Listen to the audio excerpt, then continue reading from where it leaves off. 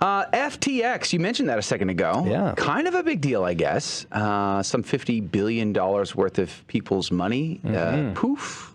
See you later. Goodbye. $50 billion. And this has been the trend too. I mean, you're looking at cryptos like Bitcoin completely crashed. It was at a peak of $68,000 per share, and now it's closer to 20,000. Yeah, not even 20. Yeah. Very, very interesting. I looked at crypto once very briefly, and I thought, yeah, no thanks, passing this. And boy, I'm glad I didn't put much into that. Yeah. But I know somebody who has very invested and probably has a different opinion on all this. Eric Sammons joins us, editor-in-chief of Crisis Magazine. Good morning to you, Eric. Good morning, Joe. How are you? Praise be to God, I am alive, and that counts. How are you? Very good. I'm doing great. Now, you wrote a book in 2015 on crypto, so you do have an invested, to use the pun, you have an invested opinion on all of this. What is your take on the FTX crash? Well, honestly, whenever anybody in the cryptocurrency industry tries to act like the regular banking and finance industry, usually things go poorly. It's the whole problem is that FTX.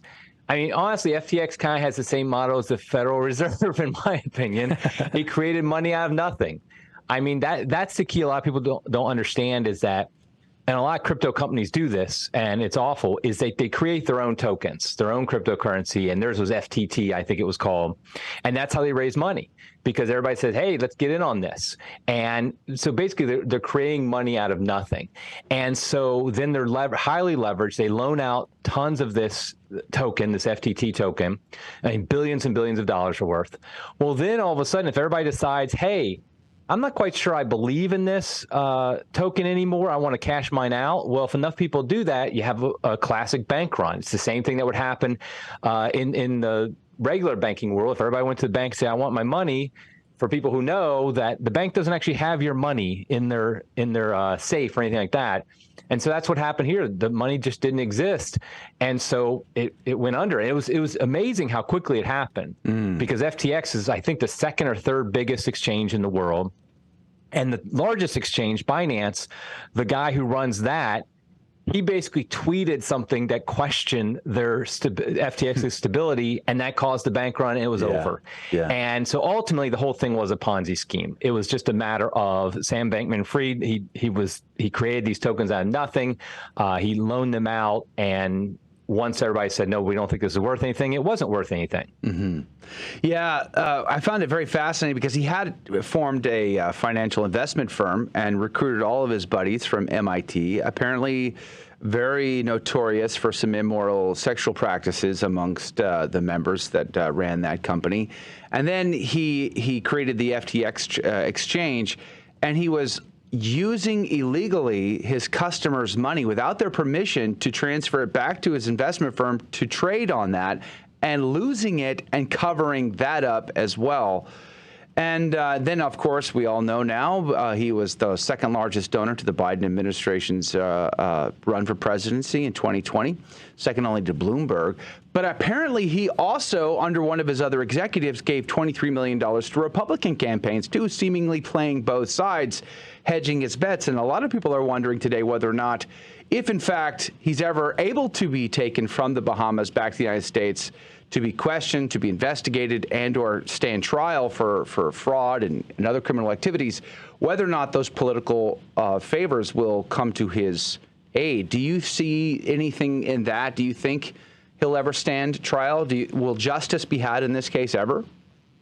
I mean, he might be Epsteined, but I think ultimately, I don't think justice will really happen, because I think what will happen is that he's got powerful friends who will look bad if he ends up everything gets revealed, because I think he, as you said, he played both sides of the aisle. I think he was himself a leftist who very much supported most of the leftist causes.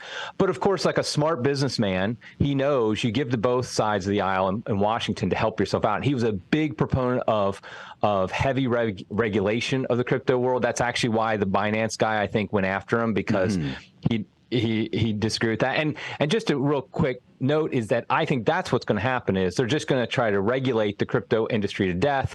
And I don't think regulation is the type of regulation they would do is not going to solve it. I mean, think about, for the people who might remember, Bernie Madoff. He ran a pyramid scheme for years. He had the SEC looking into him multiple times, saying everything was fine here. And that was a highly regulated industry, yet he got away with it for years before he finally, went under. So regulation is just a matter of Washington being able to enrich itself, hurting the little guy. And so I think ultimately that's probably what will happen is there'll just be the regulation will hurt the little guy, and the really high up people, nothing will happen to them. I think the fall of FTX is the rise of CBDC, something you spoke of in a recent podcast as well, and I've seen a lot of commentary on this subject. And I think I have to agree with you. In your podcast, you said what scares you most is, nuclear war, and then the rise of CBDCs. Explain to us what CBDCs are and why we should be concerned. Okay, first, just to make sure it's clear, cryptocurrency, such as Bitcoin, is decentralized, meaning it's basically just a protocol on the internet that people can send value to each other without any third party. So I can send Bitcoin to Adrian, and he can send it to me, and nobody else is involved in it. We can have our own wallets, and we're just taken care of. A CBDC takes the technology under decentralized cryptocurrencies, the blockchain technology under it. But what it does, instead of having it be something that the whole world, it's open source, the whole world can run and can see and can know that it doesn't have any bugs in it, doesn't have any hacks, anything like that. It's run by a central bank, the central bank digital currency. And so what happens is the technology is quite powerful. If you have a single organization running it, they can turn it on and off. It's programmable money. Ultimately. So, for example, I decide, hey, I want to go down the street and go buy a handgun. Well, maybe Washington, the central bank, doesn't want me to buy a handgun. Maybe I've been flagged because of something I said on Twitter. Well, then I get there, I try to pay with my CBDC, and it just won't allow it because you can program it to say this person can't spend it here. Likewise, I've heard they've even talked about, in the most extreme Keynesian economics possible, the idea that you have to spend your money in a certain time period. So, for example, you get your paycheck today, and it basically will expire. So if you don't spend it within 3 months, let's say, then you lose it, because the idea is to stimulate the economy and things like that. So hopefully listeners can tell how dangerous that is, because if we think our government controls a lot of things we do now, with CBDCs, they literally can control your life, because if you can't spend money, or if you're controlled where you spend money, I mean, you've lost your freedom completely. And necessarily that would have to include a social credit score. Absolutely. That's exactly right. Because how are they going to gauge whether or not you're worthy to spend money? Because, like I mentioned, buying a handgun, but it could be, just to use an extreme example recently was, of course, Alex Jones was taken off of Twitter, and Elon Musk just yesterday, I think, said he's not bringing him back. And I've honestly never even listened to Alex Jones. I know a lot of people have strong opinions about him, but the point is they could mark him and say, okay, you just can't use the CBDC. You can't buy food. You can't buy anything.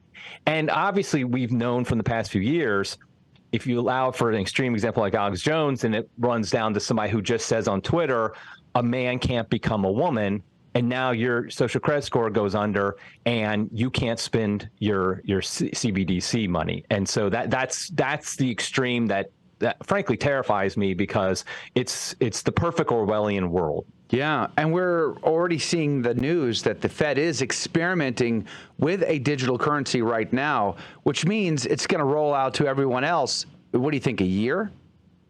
I mean, I always trust in the incompetence of government, so hopefully it'll take longer than that, because there is some technical, difficulties when doing it. But I do think within the next year, we'll definitely see it rolled out in some country on at least a limited basis, where they're going to test it out and see how it goes.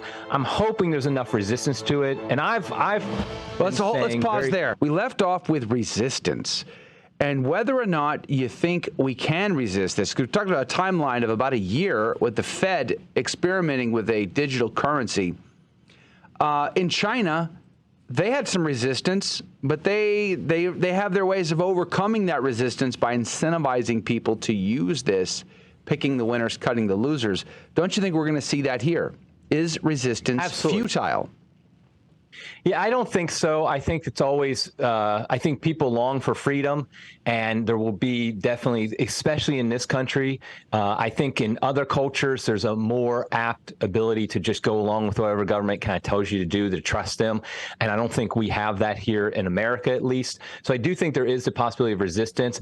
And I think this might sound a bit counterintuitive to some people who are listening, but I think one of the best resistances to CBDCs is digitalized cryptocurrencies like Bitcoin, because I think it allows us to have alternative economies. And I think, honestly, Catholics should be working on alternative economies already. And what I mean by that is basically buying and selling things with like-minded people outside of your Amazons, outside of the banks even. So, for example, a lot of places, local communities, they trade services, they trade goods. Maybe, for example, you grow something in your farm, somebody else maybe has cattle, and so you trade things based upon that. I think these are ways that we get outside the system, and I think we should be building those up now so that we have things in place. And I think when it comes to online interactions and things like that, that's where something like cryptocurrency really comes into effect, something like Bitcoin, because it's not bound. It can't be controlled by the government. And also, I think, honestly, I know cryptocurrency, Bitcoin has gone way down since its high about a year or so ago, but it's also gone very up since its beginning. I mean, I've been involved since 2013. I think when I first started, it was about $800. When I wrote that book in 2015, it was $300. So $16,000 still sounds like a lot to me, even though it's obviously off the high. But if you think about it, your US dollar is worth about 87 cents now from what it was worth just 2 years ago. I mean, it's gone down in great value just from the inflation, the great inflation. And it always goes down. That's intended to go down over time, the value. And so it harms savers, where something like cryptocurrency and also precious metals, gold, silver, things like that, they also help reward savers as well. I think those are more solid, hard money that I think we should trust in and try to get out of the system, so to speak. Mr. Sammons, you kind of nailed a point earlier before the break, and it was the comparison between the Federal Reserve and these digital currencies that we've been talking about. FTX, for example, that exchange and the coin that they created, it's my understanding that those weren't mined, right? So they didn't have any value. Is that correct? That's a great question. Yeah, and for people who don't understand, there's different ways you can create a cryptocurrency, and one of them is called mining. It's proof of work, and the idea is people actually have to have their computers do things. They have to pay money to get their computer and pay a good amount of money for their computers to be able to mine new Bitcoin. So you can't just create Bitcoin out of nothing. You actually have to pay money and energy costs like that to make it happen. And there's other ways that you can do that you can do mining as well, proof of stake, things like that. But the point is that there's some work involved. But something like FTT, which is the token, I call it a token when it's not mined usually, although people have different definitions. The FTX created, it just was created out of nothing. They just generated, so they could create as many as they wanted to, just like the Federal Reserve basically can create as much money as dollars as they want to. And so it has no worth really, because they could just create more. It's just a matter of what people were trading it for. So like I said before, if somebody decides, hey, I want to trade mine in, a bunch of people say that, then it becomes worthless real quick. And honestly, the same thing can happen to the US dollar. We've seen this happen in many countries in the past, where inflation kicks in and the people decide this is worthless. And all of a sudden you see those pictures of people with tons of the current paper currency in their wheelbarrows going to just get a loaf of bread. Right. To think that can't happen here is it's ignoring history and what has always happened to fiat currency. Yeah, that's a huge concern for me. And the whole concern is, I mean, yeah, you're talking about that. I'm thinking of people who are putting up wallpaper with their money because they literally it was worth more as wallpaper than it was as money. But the thing that concerns me is when you were talking a second ago about the barter system and these kind of other alternatives, is that if a large number of people, let's just say millions of people in America, hop onto the Bitcoin and start using that as a currency, millions of people is like a drop in a bucket in terms of society. And that if I have a Bitcoin and I'm trying to, or some Bitcoin, and try to barter with someone with that, they may not accept it. They may be like, I have no idea how to even process that. And then whenever it goes to other things, if you have chickens and eggs and people are bartering that way, well, then yeah, that's easy. I give you 5 eggs, I give you a loaf of bread, so on and so forth. But when you're in the business like us here, or you with Crisis Magazine and things like that, it's like, I give you my digital copy of my article, and you give me 4 eggs. Like, how does that going to work exactly with the monetary system the way it is? And like how you're saying about the U.S. monetary system going to be creating like a U.S. digital coin or something like that? I think a few things. First of all, I just want to say Crisis Magazine does accept cryptocurrencies for donations. Go to our website now. But I think what happens is I think it grows organically, and I think history has shown that the strongest money always ends up winning. Because what will happen is in the CBDC model, that eventually will become so constrictive. More and more people realize this isn't working. I can't do this because I can't just go and buy what I want to buy. I'm being told what to buy by the elites. And so they're going to be looking for alternatives. Right now, for example, if I tried to pay somebody in Bitcoin, there's a really good chance they don't accept it. They don't know what to do. But I think over time, alternatives just naturally pop up where you say, okay, I need something other than the CBDCs, because remember, CBDCs, the point of it would be to replace dollars. It would replace paper currency.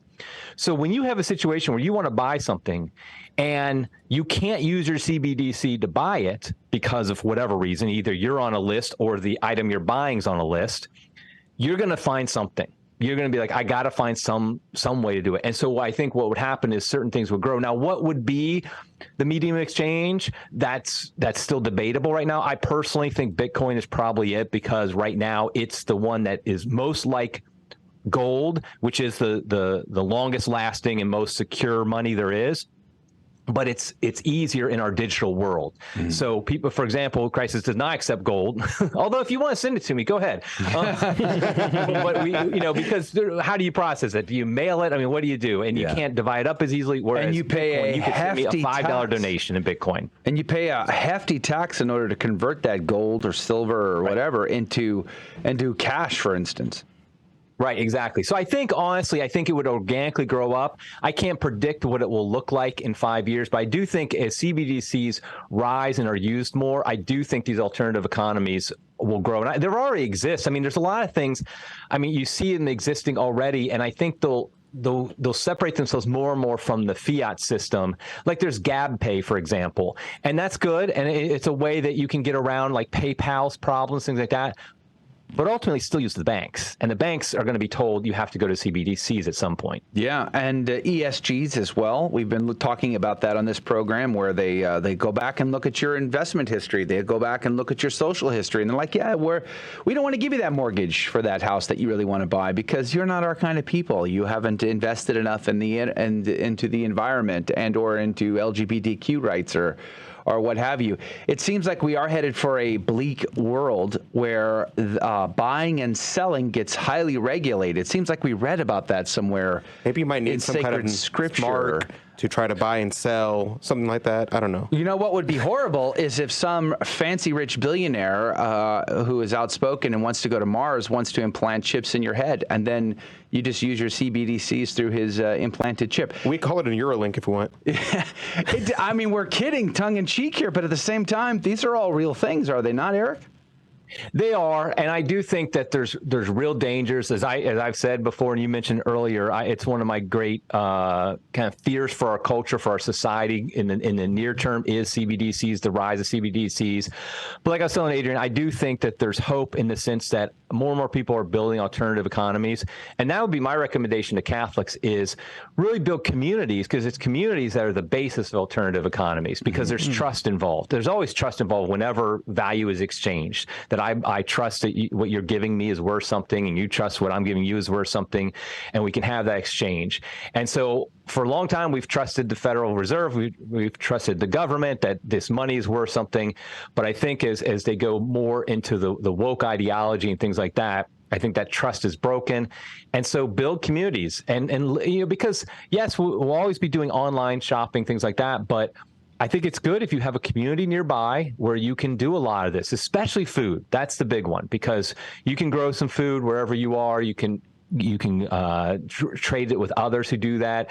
You can learn things in community. So I think that would be my big recommendation, is the response to the rise of CBDCs and things like this would be to really engage in community, build a good Catholic community where you have trusted people and you can exchange goods. We're down to just about a minute now with Eric Sammons, editor-in-chief of Crisis Magazine, crisismagazine.com. 40 years you're celebrating now. You talk about taking donations in crypto here. Do you think the Bitcoin is going to go back up, bounce back up to the $40,000 plus mark it's at? And it's less than 16 right now. What do you see the future of crypto? I do. I think a lot of there's thousands of cryptocurrencies, and I don't really have faith in about 99.9% of them, because they're just somebody trying something and maybe one will hit or something like that. But I think Bitcoin's a little different. It stands out because it was the original and it has nobody really running it. There's no one person that if they went down, a lot of the cryptocurrencies, if one person goes down, it goes down. That's what happened to FTT. Bitcoin's not like that.